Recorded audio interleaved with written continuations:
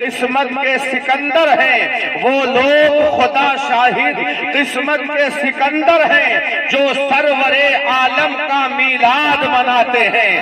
دنیا کا سکندر وہی ہے، دنیا کا بادشاہ وہی ہے جو کائنات عالم کے دولہا جناب محمد رسول اللہ سے محبت کرتا ہے، ان کی محفل کو سجاتا ہے۔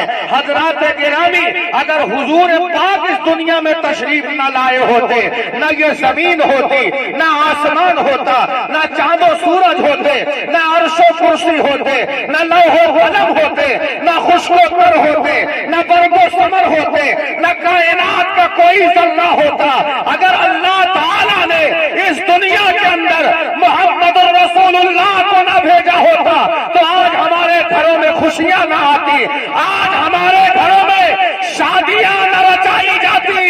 یہ حضور کا صدقہ ہے کہ آج ہمارے گھروں میں خوشیاں آیا کرتی ہیں، بہاریں آیا کرتی ہیں۔ اس لیے مسلمانوں، کائنات عالم میں حضور کی محفل سے اچھی کوئی اللہ تعالیٰ نے محفل بنائی۔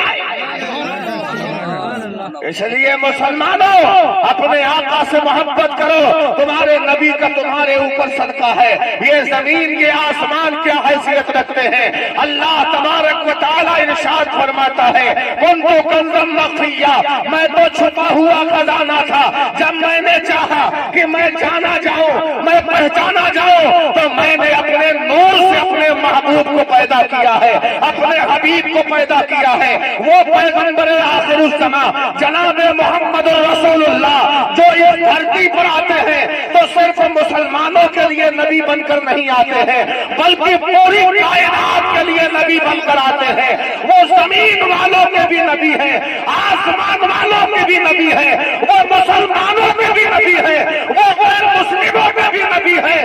وہ ایسے نبی ہیں، وہ ایسے رحمت للعالمین ہیں کہ ان کی رحمت صرف مسلمان کے لیے نہیں ہے، بلکہ ان کی رحمت کائنات کے ذرے ذرے پر ہوا کرتی ہے۔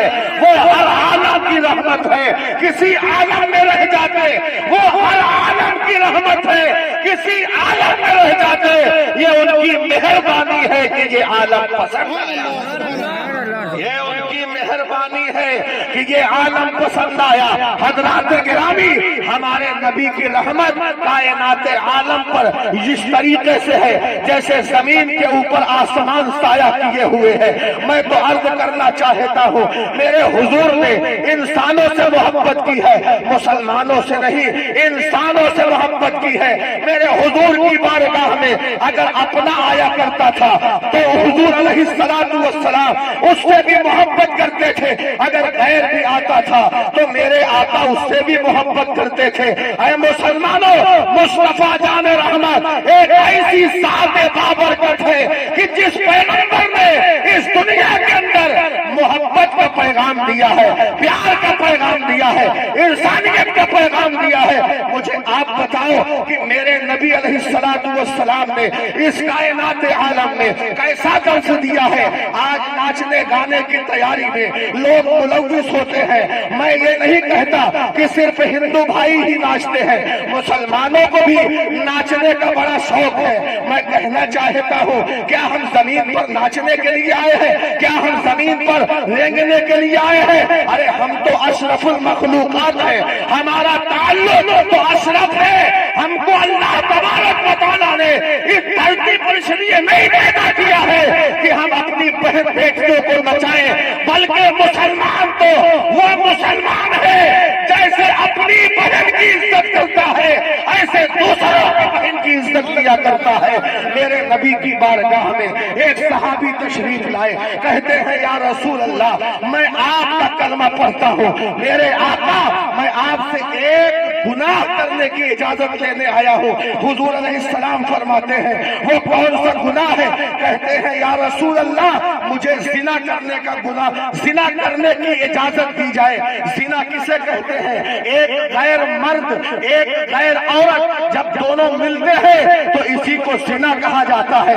میرے نبی فرماتے ہیں اللہ اکبر، تم زنا کرنے کے لیے اجازت مجھ سے لینے آئے ہو، تمہیں شرم نہیں لگی؟ تمہیں اللہ کا نظر نہیں لگا۔ اللہ کے حبیب سے وہ کہتے ہیں یا رسول اللہ میں اور کوئی گناہ نہیں کروں گا، میں صرف اور صرف ایک گناہ کی اجازت لیتا ہوں۔ میرے حضور ان سے کہتے ہیں میرے قریب آؤ، وہ قریب آئے۔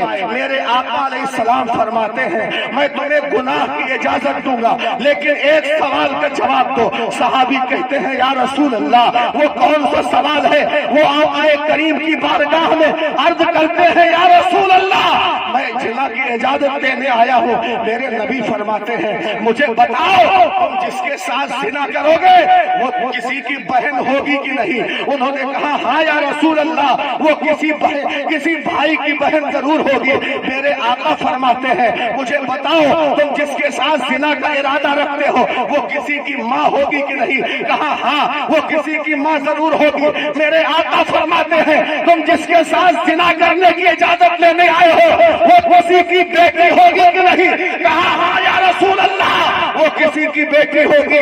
میرے آقا ان کے سینے پہ ہاتھ رکھ کر کہتے ہیں اے نوجوان بتا اگر تیری بہن کے ساتھ کوئی زنا کرے تو تجھے کیسا لگے گا؟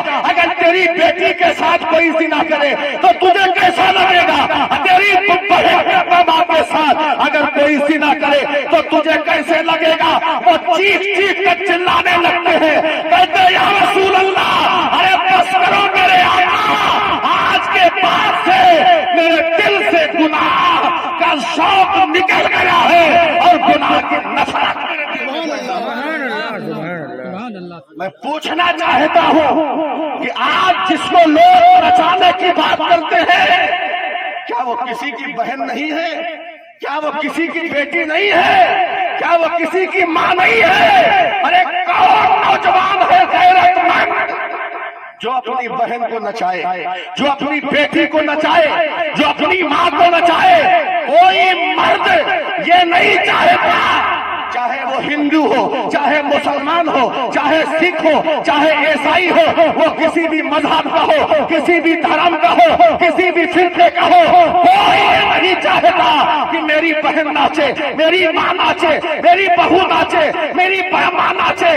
جب کوئی یہ نہیں چاہتا تو پھر جس کو نچایا جاتا ہے، جس کو نمائش بنایا جاتا ہے، جس کے جسم پر پیسہ لٹایا جاتا ہے، جس کو دیکھ دیکھ کر لوگ ہنستے ہیں، مذاق اڑاتے ہیں، ارے وہ بھی تو کسی باپ کی بیٹی ہوگی، وہ بھی تو کسی بھائی کی بہن ہوگی، وہ بھی تو کسی اولاد کی ماں ہوگی۔ اور میں ایسے بہنوں سے بھی کہوں گا کہ اے میری بہن تجھے عقل و شعور نہیں ہے، تو اپنے جسم کی نمائش کر کے چند پیسوں کے لیے دنیا میں عیش کرنا چاہتی ہے، لیکن یاد رکھنا مرنا صرف مسلمان ہی کو نہیں ہے، مرنا سب کو ہے، چاہے ہندو ہو، چاہے مسلمان ہو، چاہے سکھ ہو، چاہے عیسائی ہو۔ چند دن کی زندگی ہے یہ، چند دن کی، ایک دن سب کو قبر کے حوالے ہو۔ سبحان اللہ، سب کو مرنا ہے، اس زمین کے اندر جانا ہے، اور جس نے دنیا میں بھیجا ہے، جس نے دنیا میں پیدا کیا ہے وہ سب سے حساب لے گا۔ سبحان اللہ، سب سے حساب لے گا۔ اور یہ بات صرف میں ہی نہیں بتا رہا، جو ہندو مذہب میں جو گرو لوگ ہوتے ہیں، میں پیکھی سے آیا، کل پیکھی کے اندر ایک مندر پر رامائن ہو رہی تھی، وہاں رامائن پڑھنے والے اپنے لوگوں سے کہہ رہے تھے، ظاہر سی بات ہے وہاں کوئی مسلمان نہیں ہوگا، وہاں ہندو ہی ہوں گے۔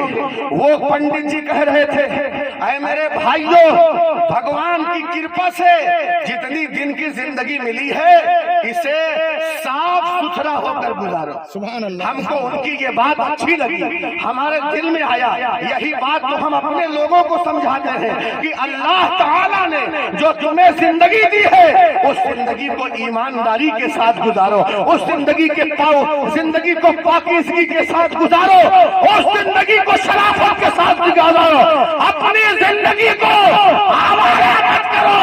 تم ایسے نیک بن جاؤ کہ جب تم راستے سے چلو تو کہنے والا کہے یہ محمد رسول اللہ کا غلام جا رہا ہے، یہ غریب نواز کا غلام جا رہا ہے، یہ غوث پاک کا غلام جا رہا ہے، یہ حاجی وارث پاک۔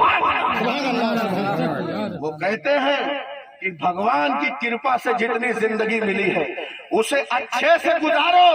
ہم دنیا میں تھوڑے دن کے لیے آئے ہیں, اس دنیا سے ہمیں جانا ہے اور اپنے بھگوان کو منہ دکھانا ہے. ہم تمہیں تو یہی کہتے ہیں کہ اے لوگوں, جتنے دن کے لیے اللہ نے تمہیں بھیجا ہے اس زندگی میں نیکیاں کرو, برائیوں سے توبہ کرو, صرف اپنے آپ کو ہی نہ بچاؤ. ہمارا قرآن کہتا ہے یا ایھا الذین آمنوا قوا انفسکم واہلیکم نارا, اے ایمان والو اپنے آپ کو اور اپنے اہل و عیال کو اس آگ سے بچاؤ جس کے ایندھن انسان اور پتھر ہے. صرف خود بچنے کا حکم نہیں ہے, قرآن کہتا ایمان والو خود بھی بچو اور اپنے اہل و عیال کو بھی بچاؤ.